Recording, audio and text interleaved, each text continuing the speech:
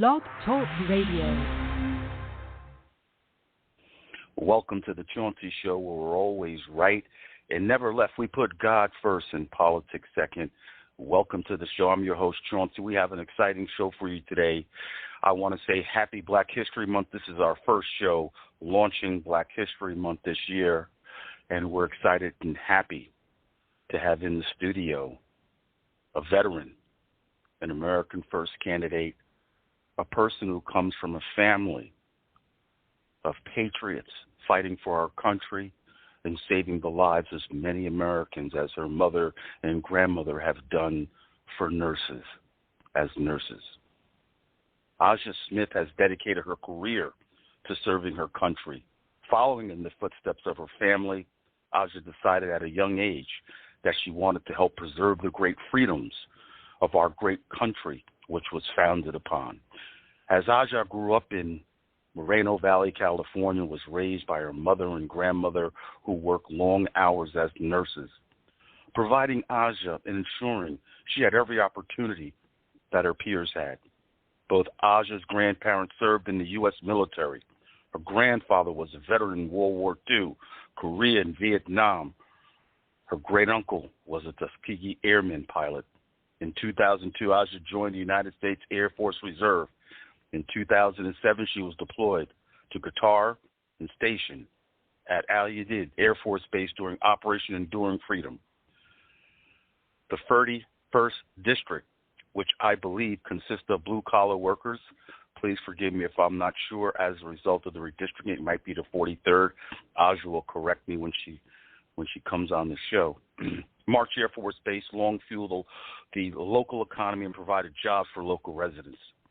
After base realignment, cities like Moreno Valley were devastated economically when March became a reserve base. Aja Smith will fight to ensure that March Air Force Reserve Base does not close down and suffer the horrible economic effects. It is essential that we find employment for our veterans and continue to bring jobs back to the entire Inland Empire, stated Aja. Let me welcome to the show my friend and veteran, American First patriot, and she's been on the ground, hitting and running, at least for the past 4 years that I know of, trying to save California. Let me welcome to the show my friend, Aja Smith. Hey, thank you for having me on. Thank you. What a great introduction. I was like, oh, wow, who's this girl? Aja, it's an honor and a pleasure to have you on. You know, you, along with the other candidates in California, have an uphill battle. You guys are in the trenches, whether it's, you know, Joe Collins, whether it's James Bradley. All of you guys are fighting to save California from the devastating leftist policies that have been crippling your state. And people have been leaving that state at an alarming rate. What say you? I tell people, and you know, I know people leave for various reasons, but I tell people, you know, I'm a California native. I was born and raised here, and I said I've been to other states, other countries. I said nothing beats California, especially our landscape, but it's our policies that makes it hard to live. I mean, we have a really beautiful state, and I have to have some type of bias with it. I've been to wonderful states. My family roots home state, which is Louisiana. I've been to Florida.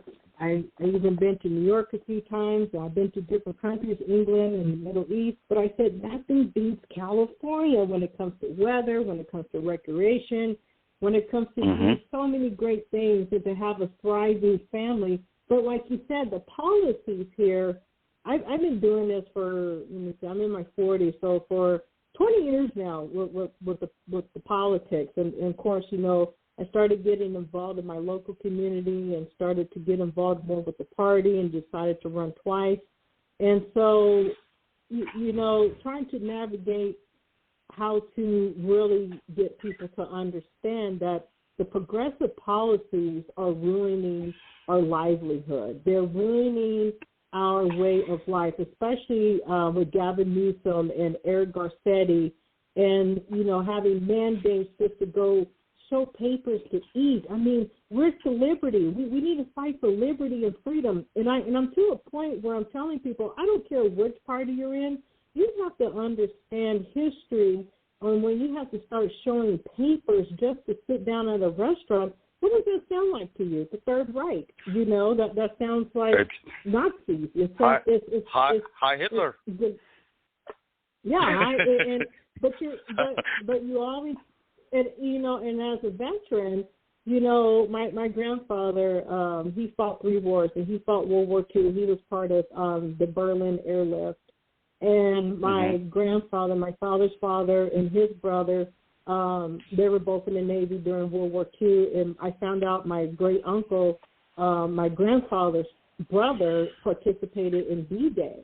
So I'm thinking okay, we have all these great people who fought against the expansion of Nazis, but here we are. We need to come together and say, this whole entire policies that California is implementing, we need to get boots on the ground. And I tell people that we need to get a lot of boots on the ground so we can start fighting back, not only at the federal level, but you got to start fighting back at the local and state level, because that's where a lot of these policies are coming from. And what they do, once they have a policy at the state level, they take it to the federal level. And I tell people that you have to watch what they're trying to pass. And if they can't pass it at the state level, they have a federal rep to go try to pass it and implement it nationwide on the federal level, just like AB 5 became the PRO Act. And so your listeners can research that. So it's to a point where, you have to fight for freedom. You have to fight for your constitutional liberties. You have to, regardless of where we come from. I have a lot of Democrat friends who, in the beginning they couldn't understand, but the things that I posted, things that I explained, they said, you know what, you're absolutely correct, especially with the vax mandates and everything else. And I have friends, they said, I don't think it's right for people to be mandated to be vaccinated. That should be your choice. And I said, see, so they're starting to see a different perspective versus what mainstream media is telling them. And so that's where I'm at with a lot of community outreach and posting and gearing myself to get on the ground and to start public speaking about this, because we have to ask ourselves what the policies that are going on in California, and I say this over and over again, I'm leaning towards to writing a book on it. As California goes, the rest of the nation follows. And I'm a California girl. I was born and raised here. I'm hearing my friends in Texas and different parts of the South and friends in New York and saying, you know what, you've been saying this for the past 10 to 15 years. You're absolutely correct. And so we as citizens, as citizens that just want to be free, we need to come together and find a solution to really get these policies out of our political systems, because it's not only hurting small businesses, it's hurting people's everyday lives. It's hurting people to even function freely in a country that we fight so many wars in the name of democracy, but we can't even practice it here to be free.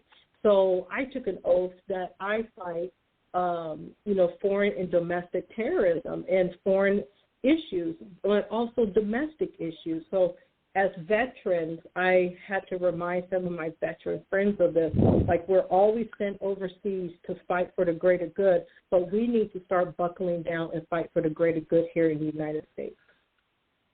Absolutely. Amen. And just to footnote and dovetail, and I remind my listeners probably just about every time a guest comes on my show and mentions mandates.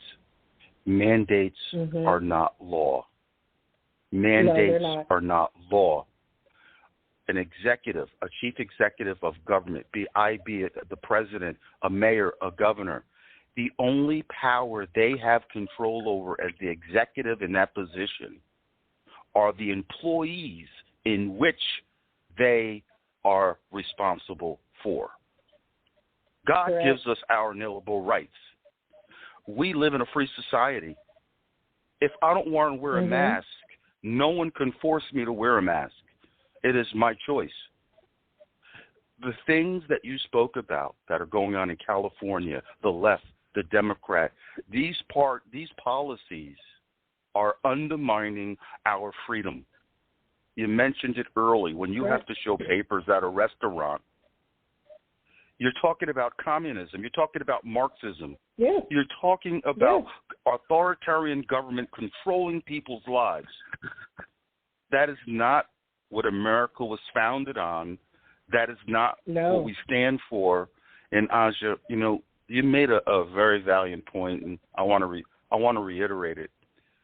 You stated, I've been fighting with my friends on the Democratic side, not fighting, but sharing with them for the past 10 years of what's been going on. And then finally they get it. My point that I wanted to make is that we all have a responsibility, if we know what's right and wrong, that we continue to stand up for what is right, be patient with those who are not able to hear and listen, because Aja makes a good point. She didn't give up. And eventually those individuals understood, not that they agree or disagree, but they understood her position and what she was trying to explain to everyone. And that's what, as the 80 million patriots that I'm one of, like you are, Aja, we have a responsibility to fight, all of us. And I'm not talking about fighting with our hands. I'm talking about speaking truth to power. I'm talking about correcting, pointing out the wrongs, like we're doing today in the policies. We all have a responsibility to be our brother and sister's keeper, okay? So all of us, please, continue to stand up, join the fight, because this is our country. This is our children, our grandchildren's country. And if we don't fight today, we won't have a country tomorrow. Aja, Amen. You did a great job. Thank you. Amen. And this is what I tell, and this is what I tell people. You have to have those uncomfortable conversations. It didn't take overnight for a lot of people that were friends with me since elementary school. And I said, the talking points, stop the talking points. Start talking with liberty and freedom. Going through the Constitution, your liberties and freedom. And that's what we all have in common. And a lot of them are starting to understand, wow, we get it, liberty and freedom. Because I even have friends who are Democrats. They said, well, we're moving. Well, you keep voting for the same people. But at the same time, I have to blame my side, the Republicans. I do have to blame them because they need to do an outreach that resonates to everyone and not be afraid to do a solid conversation, a heart-to-heart, uncomfortable, non-cognitive dissonance conversation with people, and to really, truly go back to the basics of the foundation of what our Bill of Rights and our civil liberties, that why it was framed the way it was supposed to be framed. And that's what I've been doing for a very long time, is to have normal conversations with people and to come into the middle, that somewhere we can agree to disagree, but we both agree that a lot of our civil liberties are being taken away from us. I don't care if you want to be a Democrat, go ahead. I have a lot of Democrat friends and Democrat family members, so go ahead. But if we can agree that these mandates and what's going on with the CDC and everything else and the WHO agency, you're saying, wow, she does have a point. There is something fishy going on, and there is something going on, and we can work towards to have a better society, not a utopian society, but a better society where we do have our freedoms, but our freedoms should not be taken away just by showing papers to enter a building. And this is where I tell a lot of people on the right, and I said, if you're running, you need to really start having better conversations with people, especially if you're living in Democrat-heavy districts. And to go out there into the community and talking to business owners, especially minority business owners, and start talking about how the high taxes is hurting your business, and how, the policy of lower taxes can benefit your business. It doesn't have to be a right